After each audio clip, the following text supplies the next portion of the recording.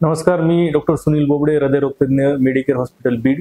आज आपण एक हृदयाच्या नवीन किंवा कॉमन आजाराबद्दल चर्चा करणार आहोत, ज्याला म्हणतो कंप्लीट हार्ट ब्लॉक, ज्याच्यामध्ये हृदयाचे ठोके पूर्णपणे कमी होऊन हृदय बंद पडतं आणि बऱ्याच वेळेस पेशंट चक्कर येऊन पडतो बेहोश।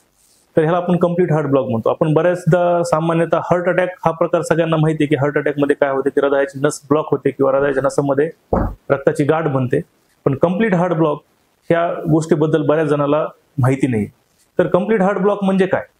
आपल्याला जसं आपल्या भिंतीमध्ये वायरिंग आहे ज्याच्यामुळे करंट पास होऊन आपलं लाईट चालू होते, तसंच आपल्या हृदयामध्ये सुद्धा एक वायरिंग असते, ज्या वायरिंगमुळे करंट तयार होतो आणि तो करंट वरच्या चेंबरमधून खालच्या चेंबरमध्ये येतो आणि आपलं हृदय जे आहे संकुचन पावतं आणि रिलॅक्स होतं। म्हणजे हे ठोके तयार करायचं काम जे आहे ही हृदयाची वायरिंग सिस्टम करत असते।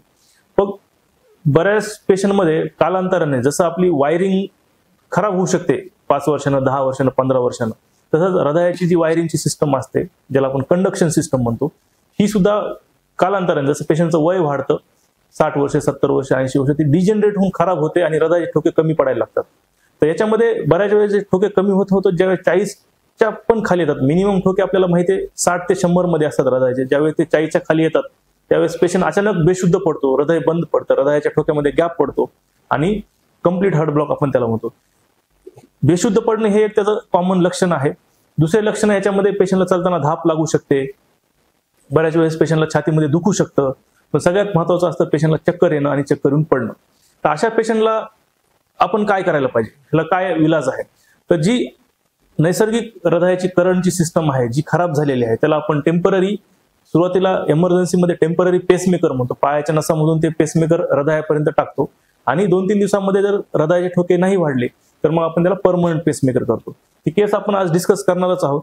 तर माझं जनतेला हे आव्हान आहे की बऱ्याचशे पेशंटला ज्यांना पर्टिक्युलरली चक्कर येऊन पडतात, बेहोश होतात, अशा पेशंटमध्ये आपण हे हृदयाची पट्टी काढली किंवा 24 घंट्याचं हृदयाचं ठोके मोजण्याचं मशीन असतं, 24 ते 48 घंटे, ते लावल्यानंतर आपल्याला बऱ्याच वेळेस लक्षात येतं की ह्याचे ठोके कमी व्हायला लागले।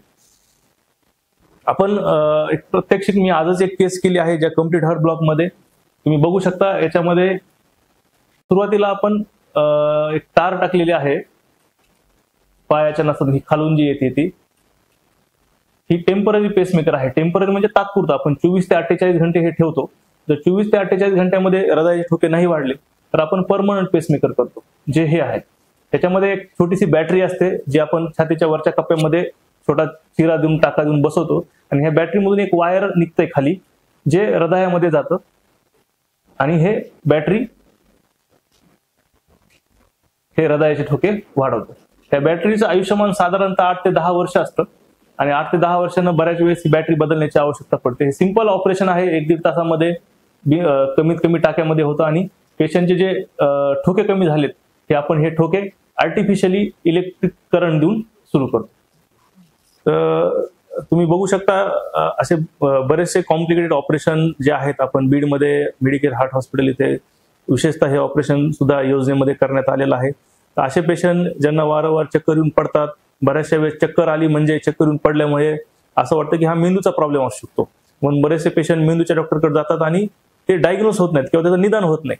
तर चक्कर येण्याचे भरपूर कारणं आहेत, चक्कर येऊन पडण्याचे भरपूर कारणं आहेत, त्यापैकी हृदयाची कारणं कॉमनली असतात। ज्यावेळेस न्यूरोलॉजिस्टकडे किंवा न्यूरोफिशियनकडे जाऊन सुद्धा आपल्या चक्करचं निदान होत नाहीये त्यावेळेस आपण हृदयरोग तज्ञाकडे जाऊन आपले हृदयाचे ठोके मोजण्याची मशीन लावून हृदयाच्या ठोक्याची ती तपासणी करणं आवश्यकता असते।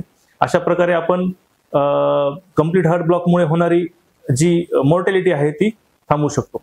धन्यवाद।